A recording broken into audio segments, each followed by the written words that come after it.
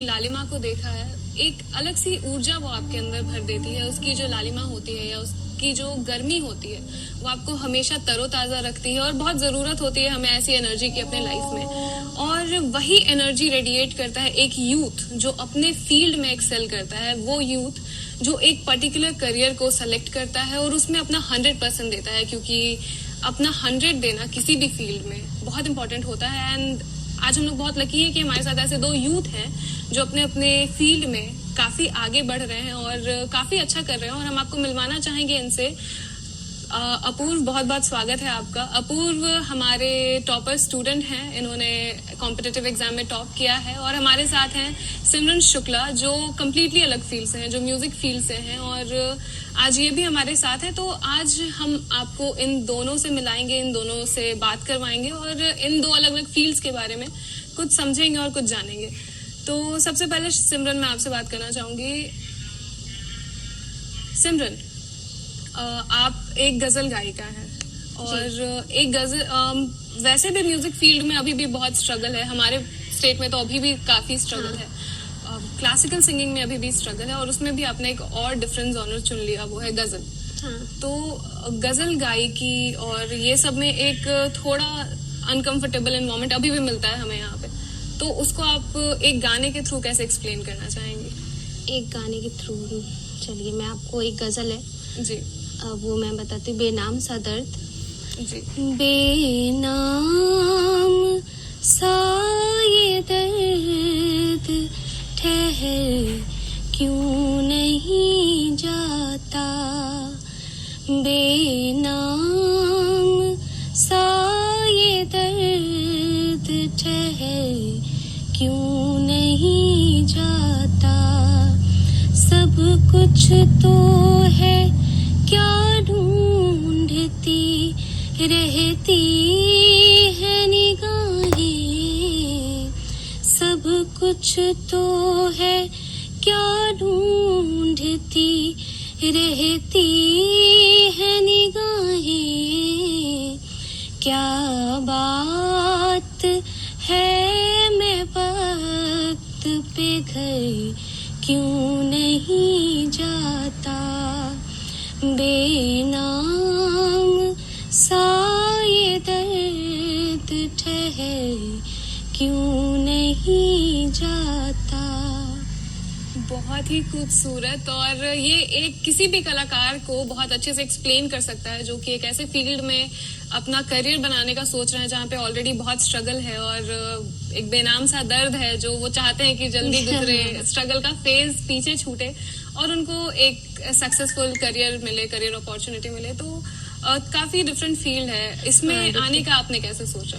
ये आने का मैंने सोचा नहीं, एक्चुअली ये मेरे फैमिली में ही है, एक तरह से मेरे ब्लड में ही है। मेरे पापा तो सिविल इंजीनियर, बट उन्होंने भी अपने स्टूडेंट लाइफ में इसे बहुत एंजॉय किया हुआ है।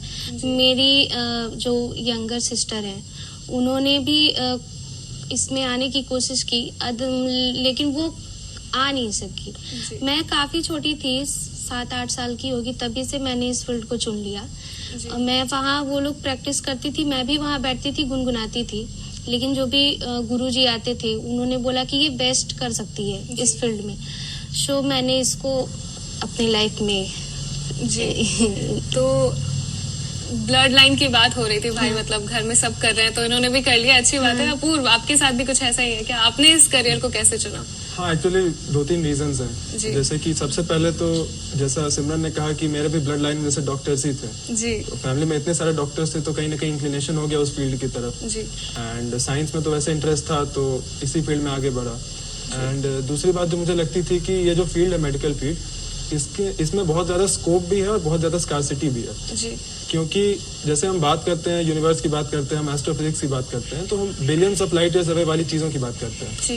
But at the same time जो हमारे लिए सबसे ज्यादा इंपॉर्टेंट चीज है, जो हमारी अपनी खुद की बॉडी है जी, तो उसके बारे में भी हम काफी कम जानते हैं अभी तक, तो उसमें काफी स्कोप है। एट द सेम टाइम जैसे हमारी कंट्री है, इतनी बड़ी पॉपुलेशन है जी, तो जो डॉक्टर्स की जो नंबर होने चाहिए थे वो काफी कम है इंडिया में जी। जो डॉक्टर टू पॉपुलेशन रेशियो है वो अभी भी इंडिया में बहुत ज्यादा कम है, तो इसलिए बहुत ज्यादा स्कार्सिटी भी है तो और इंटरेस्ट भी था, तो इसलिए मैं इस फील्ड में आया।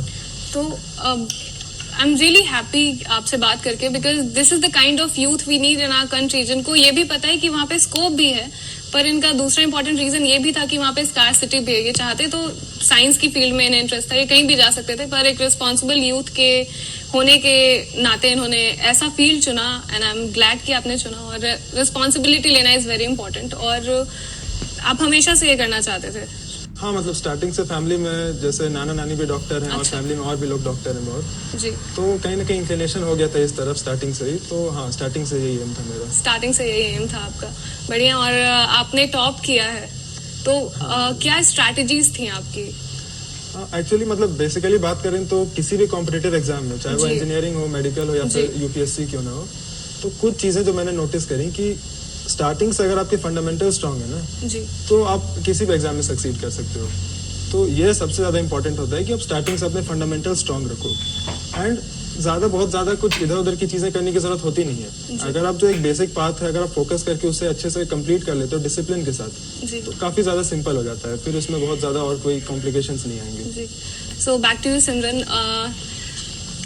आपने गुरु की बात की, तो आपकी बहन भी करना चाहती थी, आप भी करना चाहती थी, पर ये जो आपको पाथवे मिला, आपके गुरु के कारण मिला, तो आपको क्या लगता है कि एक गुरु का संगीत की फील्ड में होना कितना इम्पोर्टेंट है? ये तो गुरु की जो भी परंपरा है, हमारी भारतीय संस्कृति जो है, जी। उसमें बहुत महत्वपूर्ण इसको माना गया है। जी, अगर उनके साथ, अगर गुरु नहीं है शिष्य के साथ, तो वो आगे नहीं बढ़ सकता है।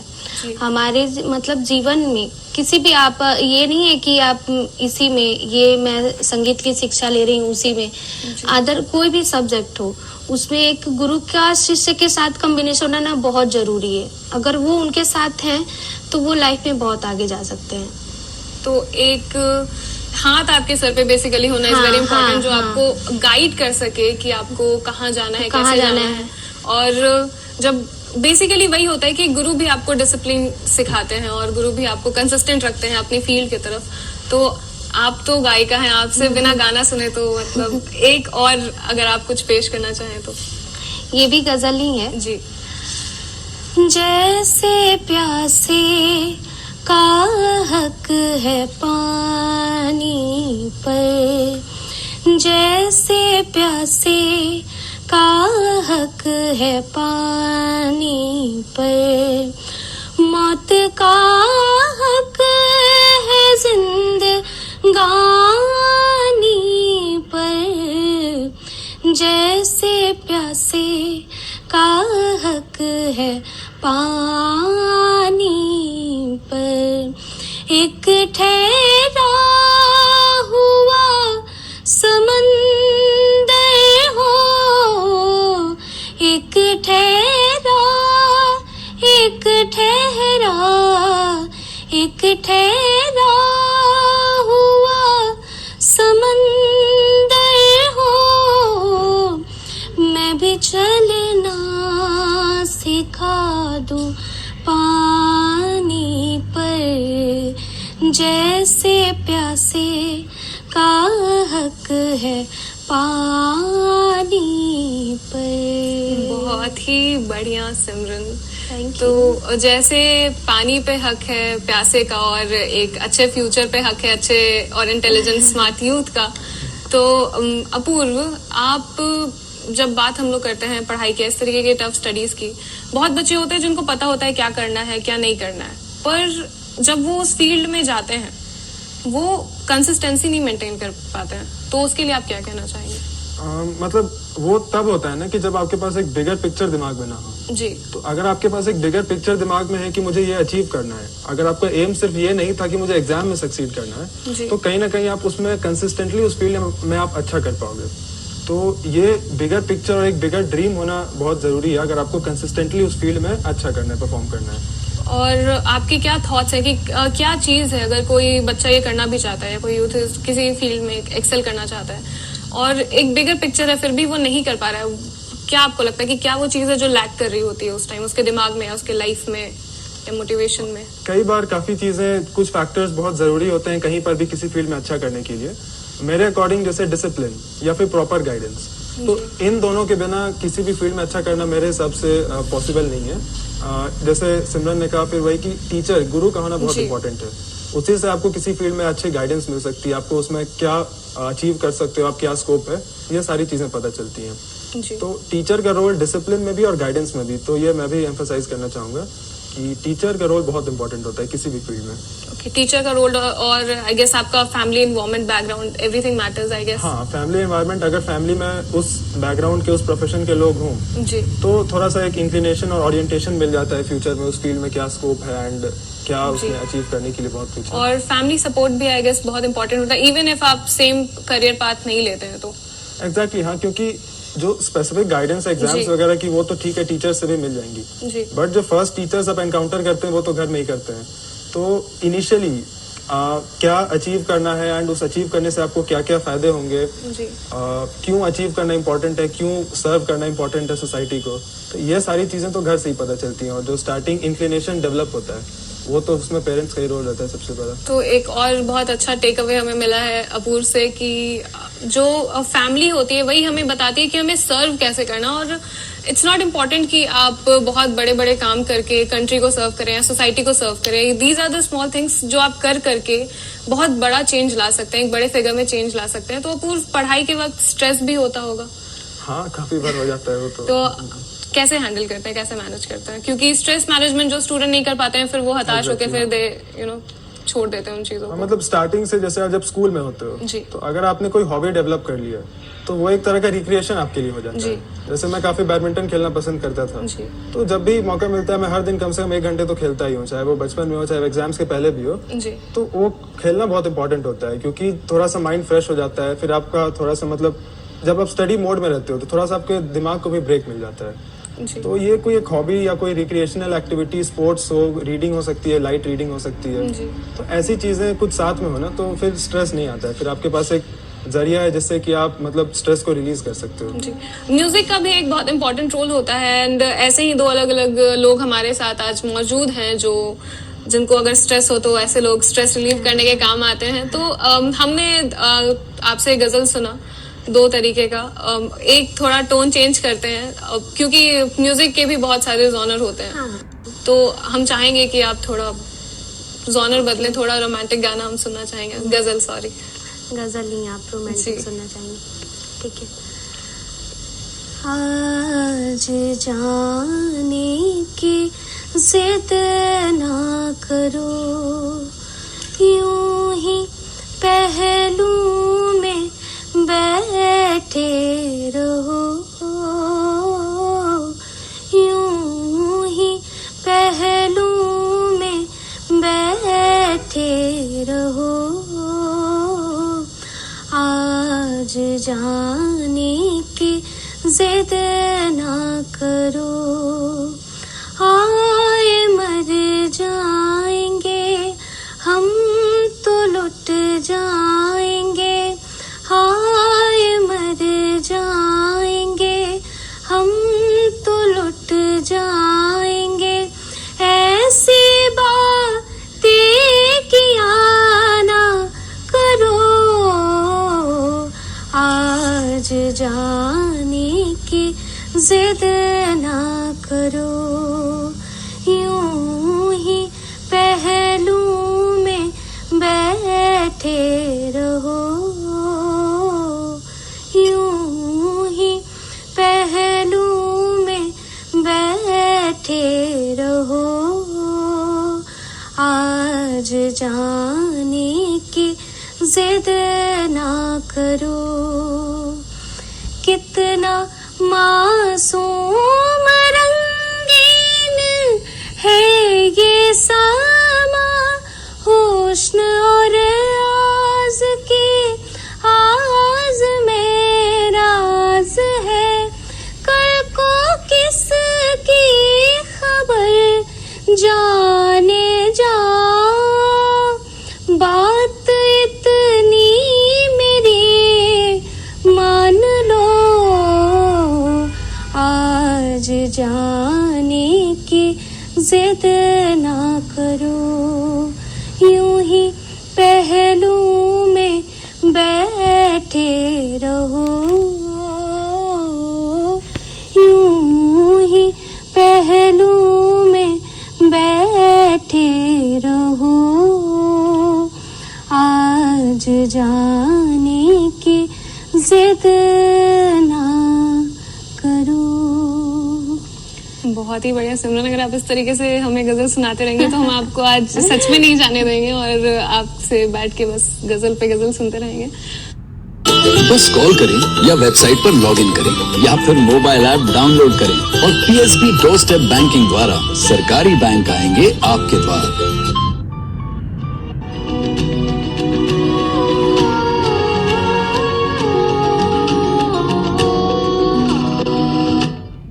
बस कॉल करें या वेबसाइट पर लॉगिन करें या फिर मोबाइल ऐप डाउनलोड करें और पीएसबी डोर स्टेप बैंकिंग द्वारा सरकारी बैंक आएंगे आपके द्वार।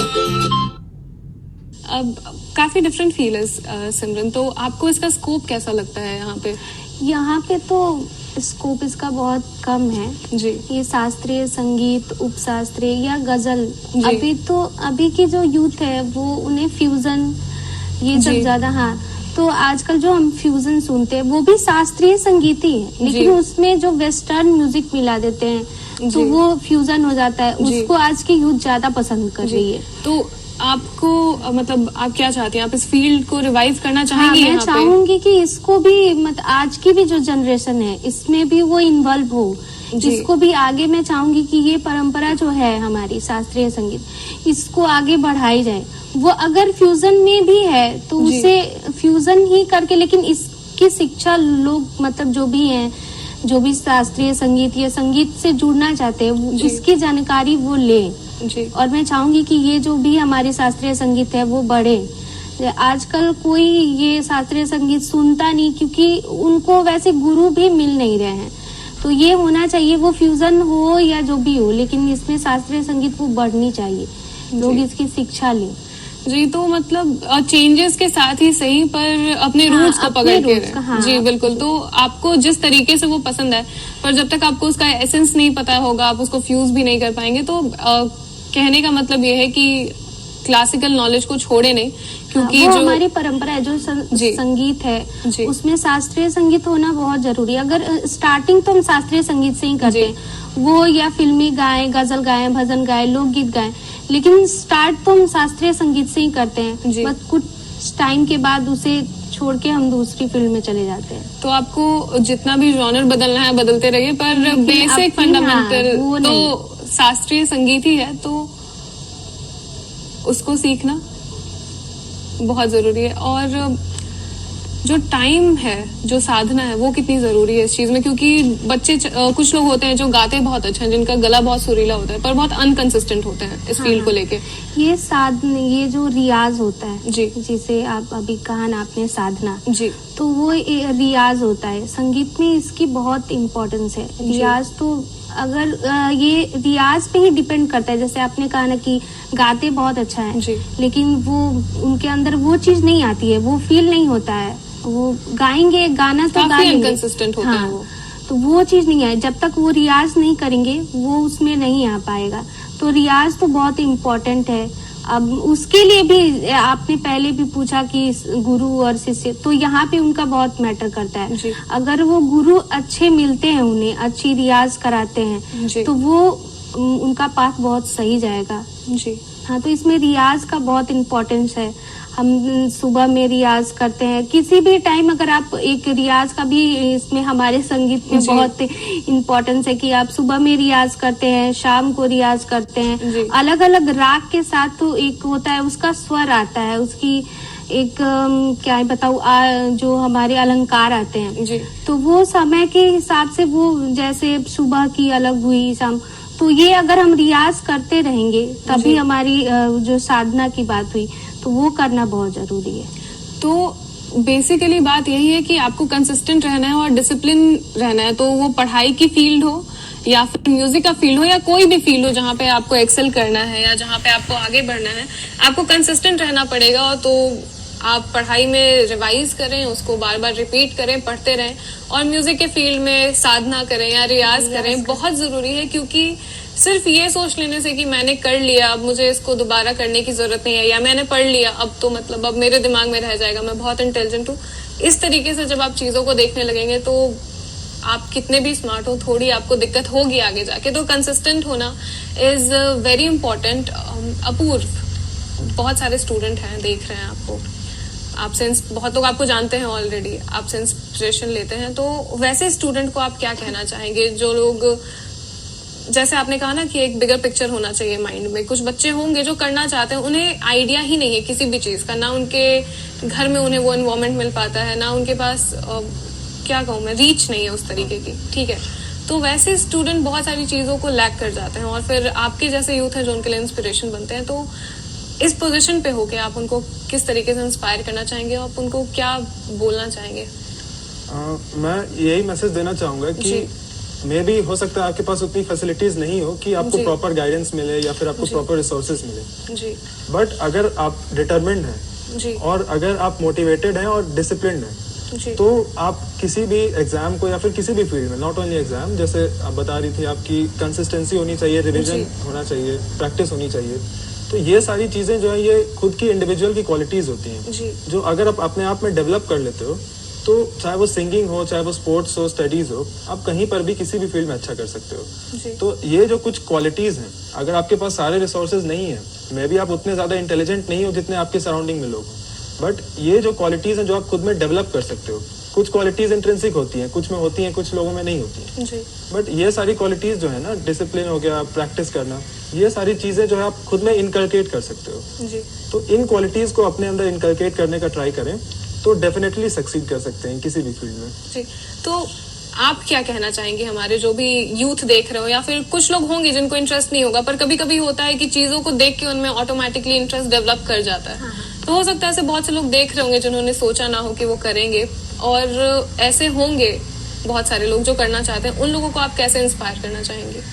मैं उनसे यही कहूँगी, वो कोई भी फील्ड हो, जी, संगीत हो, अभी हमारे साथ है मेडिकल, इंजीनियरिंग, कोई भी फील्ड हो, जी, सबकी अपनी अपनी चॉइस है, सबका अपना अपना फील्ड है। वो अगर उसमें रुझान वो रखते हैं कि मुझे ये करना है, जी, मुझे इस फील्ड में जाना है, जी, कैटेगरी तो अलग अलग ही होगी सबकी, जी, लेकिन उसमें आपको मेहनत करना होगा, अपना 100% देना होगा, जी, और उसके साथ ईमानदारी से आप अगर वो कर रहे हैं तो उसको आपको करना होगा, और तभी आप आगे बढ़ पाएंगे। तो जो भी आप कर रहे हैं, अगर संगीत में ही है तो आप उसमें अपना पूरा 100% दीजिए, वो आपके लिए ये मिसकॉन्सेप्शन है बहुत लोगों की, वो म्यूजिक फील्ड में करियर ही नहीं बना सकते, तो वो इसको एक साइड चॉइस की तरह देखते हैं। नहीं, ऐसा नहीं है।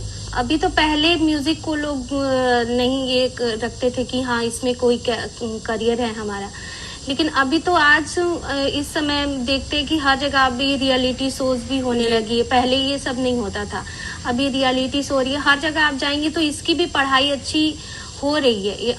आप यहाँ पे भी हैं, यहाँ पे भी उसके संस्थान है, तो वहाँ पे अगर आप अपने बच्चे को देख रहे हैं कि हाँ इसकी रुझान इसमें है, तो आप प्लीज उसको मोटिवेट करिए, उसकी मदद करिए कि हाँ ये अगर ये कर सकता है तो इसमें उसकी सहायता करिए। जी, तो सिमरन थैंक यू, आपने जो भी हमें चीजें बताई, और इम्पोर्टेंट है कि आप अपना 100% दीजिए, इंस्टेड कि आप किसी और से खुद को कंपेयर करें, उसके 100 से खुद को कंपेयर ना करें। हर किसी की अपनी कैपेबिलिटी होती है, तो बस खुद को डिसिप्लिन रखें, अच्छी अच्छी चीजें अपने में डेवलप करें, इनकलकेट करें, और काफी अच्छा रहा हमारा शो, और इन दोनों यूथ से हमें काफी अच्छी चीजें जानने को मिली। बस जाते जाते मैं इन दोनों से एक छोटा सा मैसेज चाहूंगी कि आप हमारे यूथ को दे सकें। मेन चीज मैं यही बोलना चाहूंगा कि आप डेली टारगेट्स रखें अपने लिए, कि हर दिन आपके लास्ट दिन से आपके अंदर कोई इंप्रूवमेंट होनी चाहिए, दूसरों से कंपेयर ना करें, और खुद के अंदर आप जितनी नई नई क्वालिटीज ला सकते हो उतनी नई क्वालिटीज लाएं। और फील्ड डजेंट मैटर, आप जिस भी फील्ड में हो आप जरूर सक्सीड करोगे, बस ये जरूरी है कि आप अपने अंदर वैल्यू एडिशन करते रहें हर दिन। So this is the most important thing मेरे अकॉर्डिंग। थैंक यू अपूर्व। सिमरन, आप एक क्या टेक देना चाहेंगी? मैं भी यही कहूँगी कि आप जिस भी फील्ड में हो आप उसमें अपना 100% दीजिए, और आप खुद को देखिए कि हाँ आप ये कर सकते हैं, आप उसी चीज को आप करिए। अगर आप जिस फील्ड में हैं आप उसमें आगे बढ़ते रहिए, अपना 100% दीजिए अपने डिसिप्लिन के साथ। जी, तो बहुत बहुत धन्यवाद अपूर्व एंड सिमरन आपका। जो इनका जो मैसेज था वो भी मैं आपको दोबारा बताना चाहूंगी, क्योंकि अपूर्व ने बहुत सही चीज की कि अपने टारगेट सेट करना बहुत जरूरी है, और आपको पता होना चाहिए कि आपको हर दिन क्या करना है। ऐसे ना तो आपके ऊपर प्रेशर बढ़ेगा, ना ही आपको चीजें बोर करेंगे, आप कंपेरेटिवली एंजॉय करके उन चीजों को पढ़ेंगे, और अपना 100% दीजिए, बस सिंपल सी चीज है। बहुत बहुत थैंक यू अपूर्व आपका, बहुत बहुत थैंक यू सिमरन आपका। और मैं चाहूंगी कि आज के शो से आप इंस्पिरेशन लें और इन सारी चीजों को अपने लाइफ में इनकलकेट करें। और इन्हीं चीजों के साथ मैं इप्शा शुभांगी लेती हूँ आपसे इजाजत। देखते रहिए डीडी बिहार।